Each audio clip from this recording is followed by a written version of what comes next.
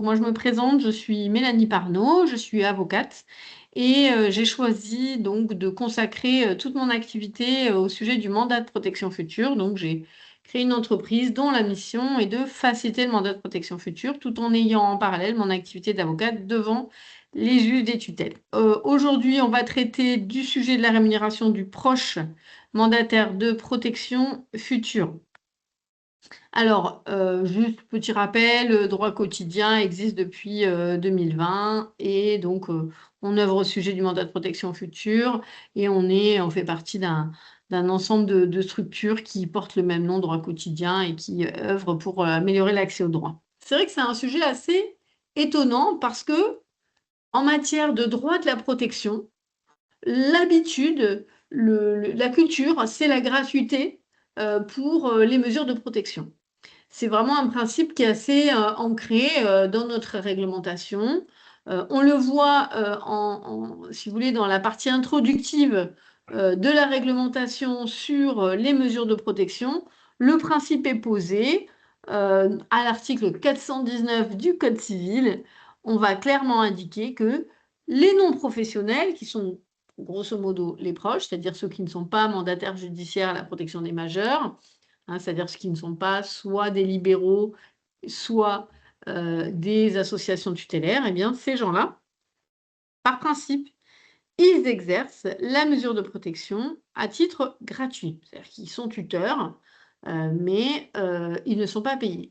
Ceci étant dit, tuteur, curateur, voilà, mandataire spécial, voilà. Ceci étant dit, le juge des tutelles peut décider que compte tenu de la nature particulière de la mesure de protection, parce qu'il y a un énorme patrimoine, ou parce qu'il y a, par exemple, des procédures judiciaires super compliquées à suivre, eh bien, le juge peut choisir quand même de verser une indemnité. On ne va pas considérer que c'est une rémunération, on va voilà, qualifier ça d'indemnité. Donc l'idée, c'est pas de rémunérer la personne, mais c'est un peu de la dédommager du temps qu'elle va consacrer, à l'énergie qu'elle va consacrer. Donc ça reste quelque chose qui est plus, on va dire, de l'ordre du symbolique que de la véritable rémunération. Donc, à l'inverse de ça, dans ce même article 419, il est bien indiqué que, alors il est bien sûr indiqué que le mandat, il s'exerce à titre gratuit, le mandat de protection future, sauf stipulation contraire. Donc qu'est-ce que ça veut dire? Ça veut dire que si j'ai prévu dans le contrat autre chose, eh bien, il n'est pas à titre gratuit. Donc ça veut dire que le législateur, il a posé un principe de liberté pour le mandant, de définition des conditions d'exercice du mandat en termes de rémunération. Alors évidemment, d'un point de vue, on va dire, pratique, la plupart du temps, on va avoir un mandataire, qui va s'il est un professionnel, il sera rémunéré, et si c'est un proche, c'est vrai que la plupart du temps, on ne va pas forcément envisager une rémunération. Mais en fait, ce qui est intéressant, c'est que, en fait, le législateur, il n'a pas fait la même distinction, hein. Il a pris la peine de dire dans l'article 419, début de l'article, donc l'alinéa 1, il a bien pris la peine d'expliquer que les personnes autres que les mandataires judiciaires à la protection des majeurs ne seront pas rémunérées, alors qu'en fin d'article 419, Heu, il ne pose pas du tout ce principe. Il différencie pas la situation des professionnels et des proches, en fait. On met tout dans la même, selon les mêmes règles. Donc du coup, ça veut dire que, c'est le mandant qui décide et il est libre de décider si il souhaite rémunérer ou pas, que la personne soit un professionnel ou que ce soit un proche. Alors c'est vrai que ça peut être choquant, enfin pour les personnes qui pratiquent, les mesures de protection, de manière judiciaire, eh bien, il y a effectivement, on va dire, une certaine, étonnement, voire même un frein à appliquer cette règle. Alors que si on regarde l'article 419, il est bien indiqué que le principe de la gratuité avec, la possibilité pour le juge d'autoriser, ça concerne les mesures judiciaires. Grosso modo, les mesures qui sont décidées par le juge. Voilà, donc c'est un principe, fondamental qui, en plus, en matière d'habilitation familiale, est encore plus, je veux dire, il n'y a pas d'exception. S'il y a une exception pour la tutelle curatelle et voilà, les autres, mesures de type, mandataire spécial en sauvegarde de justice. Par contre, en habilitation familiale, cette exception n'a pas été reprise. Quand on regarde les dispositions de l'article 494-1 du code civil, il est bien repris, le fait que la personne habilitée exerce à titre gratuit, mais aucune exception n'est prévue. Ça veut dire qu'en habilitation familiale, on est vraiment sur un principe de gratuité absolue.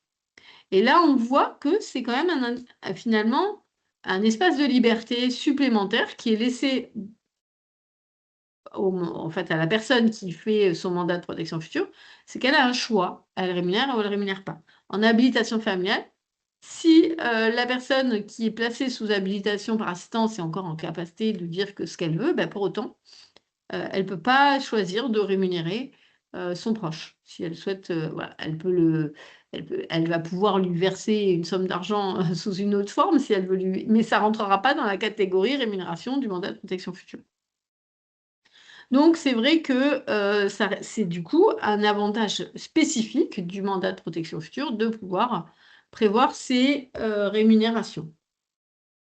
Alors, pourquoi on peut estimer, bon, parce qu'il y a des voix qui s'élèvent contre cette règle, en considérant que, le mandat de enfin, la mesure de protection, c'est le devoir des familles et qu'à ce titre, au titre de ce devoir, il ne devrait pas y avoir, une rémunération possible. Alors en fait, on peut dire à l'inverse que, la protection, de, la personne est aussi un devoir de la collectivité. C'est indiqué tout autant dans le code civil et pourtant, eh bien, la personne, elle est invitée à participer à sa protection. Donc si on était dans la logique de dire à partir du moment où c'est un devoir, il ne doit pas y avoir de rémunération, pour autant, quand on est, sur une mesure, la collectivité aussi est engagée à ce devoir-là et pourtant, à partir du moment où, la personne a les moyens de payer sa protection, eh bien, on estime que, elle doit la payer.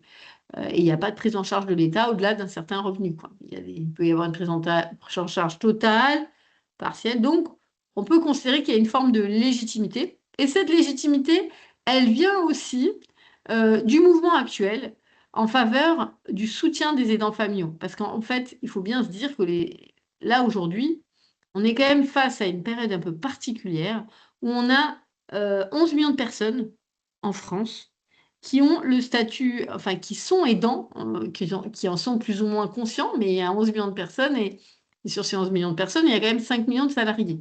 Donc ça veut dire que vous avez quand même une part très significative de personnes, quand même, voilà, qui est entre 15 et 20 des salariés qui, en fait, sont aidants et pour eux, c'est vraiment, très difficile d'être à la fois salarié et aidant et ce enfin cette, problématique, elle va faire que s'accroître, hein, dans les prochaines années, hein. Il y aura de plus en plus d'aidants qui, mèneront de front, leur carrière professionnelle, voire même des aidants qui seront parents d'enfants encore, non majeurs et aidants de leurs propres parents. Donc ça veut dire que, on est vraiment dans une étape où on a un besoin de soutien avec le vieillissement de la population et voilà, le prolongement de la durée de la vie aussi. On a besoin de soutenir nos aidants. On parle beaucoup du burn-out de l'aidant, voilà, de l'épuisement, et donc il y a un mouvement qui est en cours, notamment, voilà, le congé pour proche aidant. Voilà, le législateur a commencé à essayer de réfléchir à des aides, à des soutiens pour les aidants, que ce soit les congés proches aidants, les aides financières, et les aménagements professionnels. France Tutelle, qui est très engagé au profit, des tuteurs familiaux, lui milite, donc cette association milite pour la création d'un crédit d'impôt même en faveur des tuteurs, pour qu'ils puissent, voilà, avoir, une réduction d'impôt au titre de la charge, qu'il y a à assumer cette mission. Et donc, voilà, on voit qu'il y a ce mouvement et c'est vrai que ça la possibilité pour, le mandant de choisir de rémunérer son mandataire, eh bien ça s'inscrit complètement dans cette logique de soutien des aidants. Et donc, on va pas, voilà, on peut considérer que c'est quelque chose d'assez légitime. Par ailleurs, si on regarde vraiment les fondements même dire du mandat de protection future et même des mesures de protection, hein, en 2006, on a signé et en 2010, on a ratifié une convention internationale qui émane de l'ONU, hein, qui est la Convention internationale relative aux droits des personnes handicapées. Alors, il faut savoir que cette convention internationale, elle concerne le handicap est vu de manière assez large puisqu'il intègre aussi la notion de perte de capacité. Et donc, ce que prévoit cette convention internationale qui s'impose à notre réglementation, hein, c'est que il est en fait, on doit respecter la mesure de protection doit être exercée dans le respect de la volonté de la personne. Et donc, si la personne, en l'occurrence le mandant ou le bénéficiaire du mandat, si c'est un mandat de protection future pour autrui, voilà, si la personne, le mandant souhaite rémunérer son proche, qui est désigné mandataire de protection future, bah, il n'y a aucune raison de s'opposer à ce qu'il soit rémunéré. Alors effectivement, après, il faut quand même réfléchir à un cadre et la question qui peut se poser après, c'est: «OK, mais quel montant? Combien?» Alors justement, cette rémunération, on va se poser la question: «Est-ce que je peux finalement, est-ce qu'il faut que je la prévoie dans le contrat ou est-ce que c'est quelque chose qui peut être mis en place, a posteriori?» Alors, si on regarde l'article 419, on voit bien que c'est sauf stipulation contraire, donc ça veut dire que c'est une disposition contractuelle. Une stipulation, grosso modo, c'est une partie du contrat. C'est une disposition contractuelle qui va, prévoir cette rémunération. Donc si rien n'a été prévu dans le mandat, eh bien, il y a aucune rémunération. Alors évidemment, un mandat de protection future, ça peut se modifier, hein. Donc c'est par exemple, s'il y a des mandats qui sont actuellement, qui ont été signés, qui sont encore en dormance, hein, c'est-à-dire qui attendent en période de veille, qui attendent que la personne éventuellement un jour, se retrouve dans le besoin, eh bien ces mandats-là, ils peuvent tout à fait être amendés. Bon, bah, si vous n'avez pas encore rédigé votre mandat, vous pouvez, au moment où vous le rédigez, prévoir une rémunération. Donc, c'est quelque chose qu'il faut absolument prévoir en amont. Alors, on n'est pas obligé de prévoir le montant précis, hein, on peut imaginer des formules de calcul, voilà, différentes modalités de calcul, qui ne soient pas forcément un montant fixe, forfaitaire, mais il faut que le principe même, de la rémunération et ses modalités de calcul soient fixés pour que ça puisse se mettre en œuvre au moment où le mandat, malheureusement, devrait s'activer.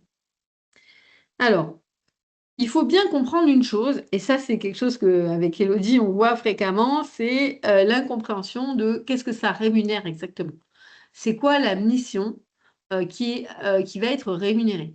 Il faut faire attention, être, mandataire de protection future, ça ne veut pas dire être auxiliaire de vie et c'est vrai que souvent, les aidants, ils se contentent pas de, juste, représenter la personne pour certains actes. Ils vont souvent être au plus près de la personne. Ils peuvent y passer des heures et des heures et des heures, bien au-delà de ce que ferait un tuteur, un mandataire judiciaire professionnel.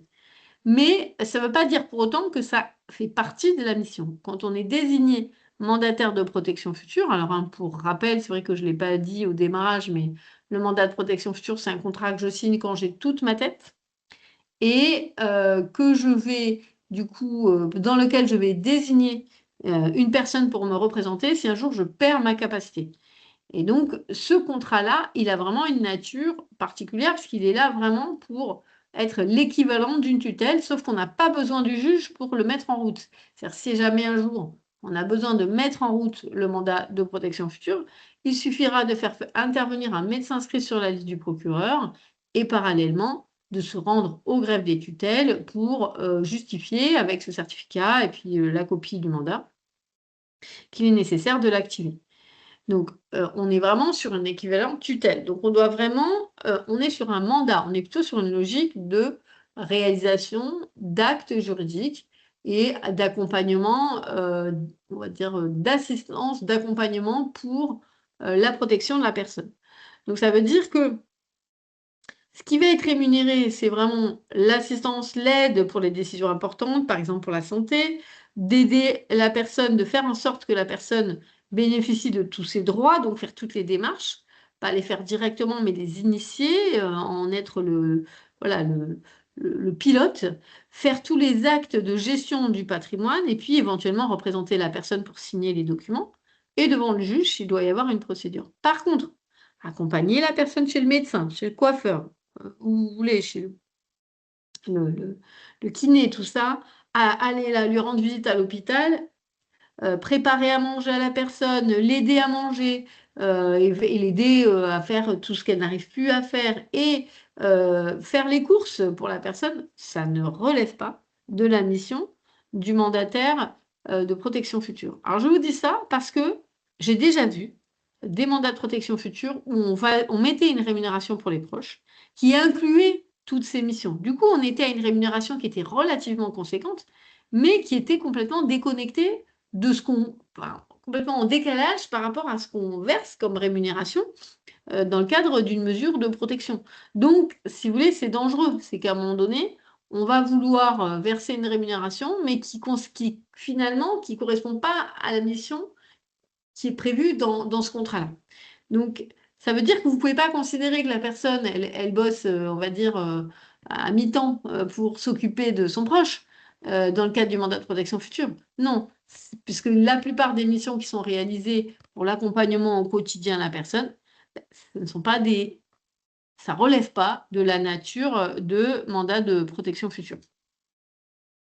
Donc ça veut dire que quand on va, rémunérer la mission, on va pas partir d'une base de, bah, je vais être obligé de me mettre à mi-temps pour, accompagner la personne au quotidien, l'aider, sur toutes les tâches de la vie. Parce que ça et dire: «Bah, je vais me verser un salaire, qui correspond à mi-temps», ben non, ça va pas fonctionner parce que c'est pas vraiment ça, la nature de la mission. C'est beaucoup plus réduit en termes, de alors ça veut pas dire qu'il y a pas des grosses responsabilités, mais c'est pas toutes ces tâches qui sont les plus chronophages qui sont inclus, dans la mission.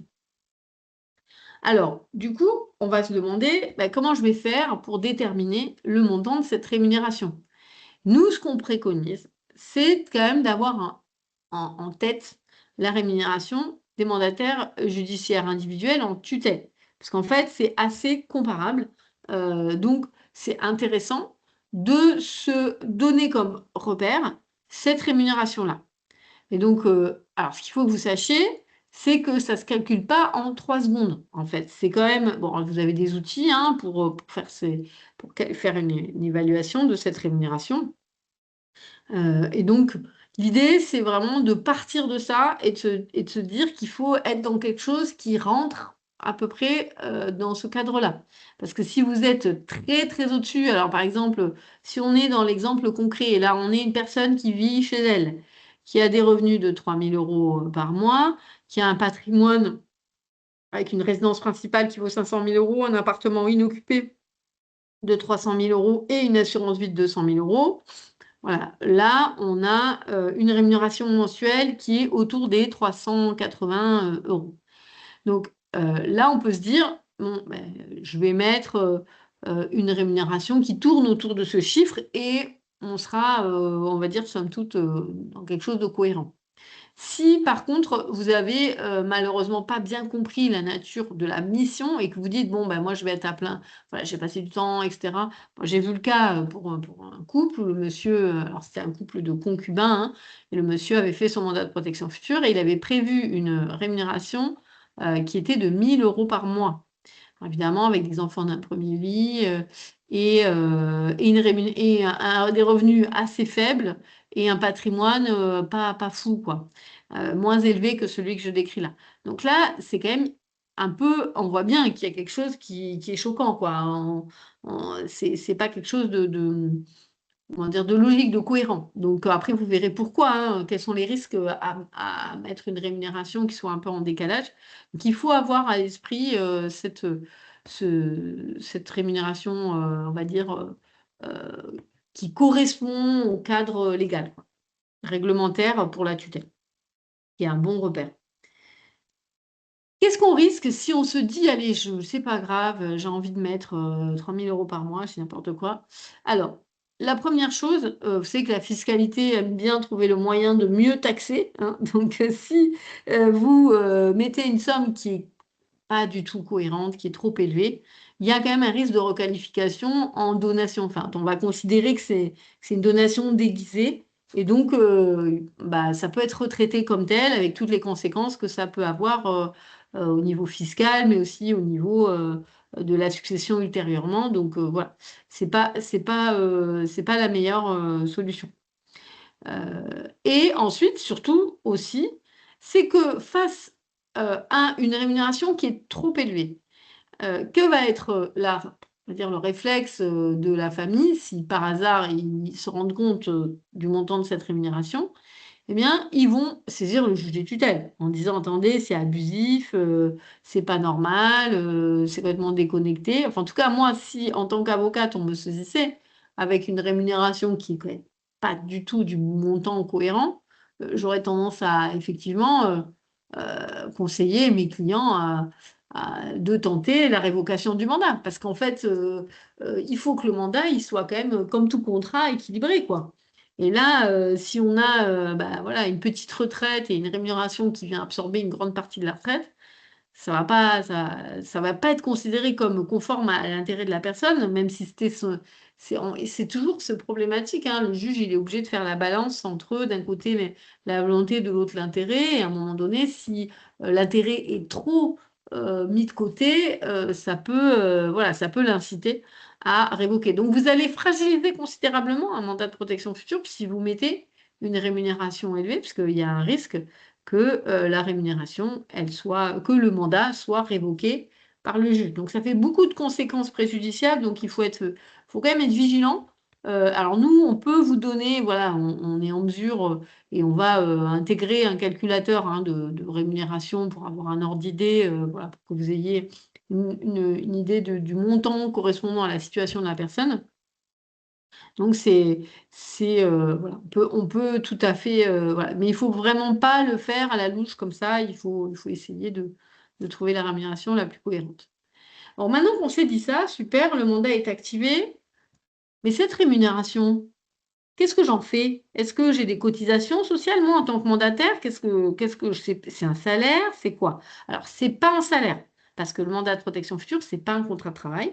Il y a pas de lien de subordination. Donc en termes de cotisation sociale, il y a pas de salaire, il y a pas de cotisation sociale, de régime général, à payer. Heu, Est-ce qu'on peut considérer que, cette rémunération est soumise au régime des travailleurs non salariés? Alors pas forcément. Ça va dépendre, du montant de cette rémunération. Si par exemple, il est prévu qu'on vous verse une petite somme, tous les ans, on va considérer que c'est une rémunération ponctuelle et faible et donc là, on va pas, considérer que c'est assujetti à cotisation. Si en revanche, vous avez une rémunération qui est grosso modo la même que ce que percevrait un mandataire de protection future et que vous la recevez tous les mois, on va estimer que, eh bien, ça relève, des cotisations des travailleurs non salariés. Dans ce cas, par simplicité, si vous n'êtes pas déjà un entrepreneur individuel ou en tout cas gérant relevant la du statut de travailleur non salarié, vous pouvez tout simplement vous inscrire comme auto-entrepreneur et déclarer, cette, rémunération, heu, tous les trimestres ou tous les mois selon, voilà et donc ça veut dire que, bah, il n'est pas certain que cette rémunération soit soumise à cotisation, mais c'est vrai que si vous êtes proche de ce qui se pratique habituellement, il est fort probable que, l'Urssaf considère que, vous devez payer des cotisations. Alors au niveau fiscal, et on en terminera par là, au niveau fiscal, comme je viens de le dire, ce n'est pas un salaire, donc ça ne va pas rentrer, hein, dans la catégorie salaire dans votre, du coup, dans votre, déclaration d'impôt en tant que mandataire. Par contre, ça va être imposable comme dans la catégorie des bénéfices non commerciaux au sens de l'article 92, 1 du code général des impôts, hein. En fait, la fiscalité, elle a prévu un principe autant pour, vous voyez, pour les cotisations sociales, il y a pas de principe général, on est obligé de faire impôt cas par cas. Autant là, à partir du moment où vous recevez, quelque chose, En fait, ça rentre, dès lors que ça rentre pas dans contrat de travail ou bénéfice commercial ou autre, ça rentre par défaut, ça va rentrer dans bénéfices non commerciaux. Donc, ça veut dire que de toute façon, cette somme, elle sera soumise imposable, en fait. Par contre, si elle est imposable chez le mandataire, en revanche, elle est déductible des revenus du bénéficiaire du mandat de protection future, car il s'agit de frais qui sont nécessaires à la conservation du revenu du bénéficiaire, au sens de l'article 13 du Code général des impôts. En fait, en gros, le raisonnement est le suivant. On a une doctrine fiscale qui est le BOFIP, qui est donc on va dire un document officiel de l'administration fiscale qui dit que, en gros, la rémunération du tuteur, elle est déductible sur le fondement de l'article 13 du Code général des impôts. Bah, et comme on est sur une situation comparable, en vertu du principe d'égalité fiscale de l'impôt, en fait, on doit être tous à égalité devant la charge fiscale, eh bien, en termes de la rémunération du mandataire de protection future, elle est déductible des revenus du bénéficiaire. Voilà en gros ce que je voulais vous dire. Donc je vous rappelle très brièvement que voilà, nous on a une plateforme, on a 2 plateformes qui permettent de vous accompagner à faire ces mandats de protection future de la meilleure manière possible. On peut exprimer ses volontés, donc on a l'ex-patrimoine avec sa compagne. Et donc voilà, si vous avez besoin d'aide pour ce sujet-là, il ne faut pas hésiter à nous contacter. Alors, il y avait une question sur la déclaration de la rémunération, donc ça c'est bon. C'est bon, j'ai répondu à Tu la l'as fin. traité, c'était parfait. Non, Tout il y à avait la fait. question d'une personne qui tac, tac, tac. J'ai pu faire salarier la mère d'un majeur sous curatelle renforcée. Les parents viennent de se faire attribuer le renouvellement de mesure en habilitation familiale générale pour 10 ans. Y a-t-il des démarches particulières suite au changement de la mesure? Et donc, apparemment, ça serait une rémunération au titre de la PCH aidant familial. Donc, C'est pas la même chose, donc ça voilà. couvre pas le même sujet. Ce qu'il faut bien comprendre, c'est que ouais, c'est ça que tu as dit, hein. En fait, Oui. c'est pour ça que je vous disais de faire bien attention, hein. Quand on rémunère un mandat de protection future ou une mesure de protection en général, on va pas rémunérer le fait d'aider au quotidien la personne de manière matérielle, hein. En fait, on est sur une notion juridique. Donc, dès lors qu'on différencie bien ces deux notions-là, bah, évidemment que la personne, elle peut avoir une habilitation familiale et avoir quand même une rémunération par ailleurs, mais dans le cadre de l'accompagnement, on va dire, plus, euh, comment dire, matériel de la personne, qui rentre plus dans de l'auxiliaire de vie, entre guillemets, de l'aide à la personne que une mission juridique. Alors moi, je suis assistante sociale libérale et donc je conseille des gens aussi hein, pour mettre en œuvre ce mandat de protection future. Par contre, la question qui me vient là, parce que j'étais aussi conseillère technique aide sociale à l'hébergement avant dans un département, ce qui veut dire que cette rémunération viendrait aussi en déduction des ressources de la personne âgée dans le cadre d'une demande d'aide sociale à l'hébergement, comme les frais liés aux mesures de protection. Alors, a priori, c'est exactement le même traitement, en Ouais, fait, d'accord. que la rémunération Mm. de la mesure de protection, quoi. Donc, on peut Ok. considérer qu'on va prendre tout ce qui est, on va dire, administrativement reconnu Mm. comme possible pour une mesure de tutelle, curatelle, mais on va pouvoir le transposer parce que c'est la même mission. C'est juste qu'elle a été mise en place différemment. Mais c'est D'accord. la même. Par contre, euh, enfin, je me mets à la place du département. Par contre, est-ce que la personne, enfin, ils vont demander communication de la rédaction du mandat de protection future. Il peut y avoir des infos personnelles. Comment Alors, ça peut être justifié? Est-ce que c'est le notaire qui peut faire une attestation? Comment ça peut... Alors, il y a plusieurs choses. D'abord, il faut savoir que nous, dans la manière dont on accompagne au mandat de protection future, on fait en sorte de dissocier ce qui est du cadre général, un peu comme un peu le contrat de travail, si vous voulez. On Ouais. a un cadre général et la fiche de poste, entre guillemets, qui va être les informations plus personnelles. On les met dans une autre espace qu'on appelle le coffre numérique de volonté, mais qu'on peut très bien faire, pas forcément dans un coffre numérique, mais en gros, on peut renvoyer des volontés plus pratiques dans un document annexe qui n'est pas forcément joint d'ailleurs au mandat de protection future et qui peut être actualisé régulièrement, ce qui fait que vous pouvez envoyer le mandat, il n'y aura pas vraiment d'informations personnelles, il y aura un rappel de toutes les règles, il y aura mais il n'y aura pas des choses intimes en fait de la personne, et notamment D'accord. sur. Donc ça permet de respecter, vous voyez, cette dissociation, ça permet de pouvoir justifier juridiquement tout en étant dans le respect de l'intimité de la personne. D'accord. Après, un notaire peut parfaitement, le notaire il est là pour suivre le mandat de protection future une fois qu'il est activé, il peut faire une attestation indiquant que le mandat a été activé, que la rémunération elle est de temps. Donc, et ça, c'est évidemment, c'est quand même officier public ministériel, ça vaudra preuve. Le mandat de protection future, en fait, il porte bien son nom tant qu'il n'est pas mis en œuvre. Mais quand il est mis en œuvre, il ne change pas du tout d'appellation. Non, il s'appelle toujours mandat de protection future. Vous avez raison, c'est vrai que c'est un peu. Voilà, Oui, je me suis posé la question parce que là, il y en a un certain nombre là, de personnes que j'accompagne, ça se met en œuvre. Et du coup, je trouve que le terme, une fois qu'il est activé, n'est plus Oui, adéquat. oui, je comprends. Oui, alors après, en même temps, vous savez, c'est une convention, quoi. On l'appelle comme Ouais. ça et on sait que c'est ça. Ça permet de différencier, de garder quand même en tête que c'est quelque chose qui a été anticipé. Donc, c'est peut-être pas si mal que ça conserve le même nom. Ça permet de bien rappeler que c'est la personne qui l'a choisi et qui l'a construit tel qu'il le souhaite, quoi. Donc, je vous remercie à tous et je vous dis à très vite. Bonne soirée à tous.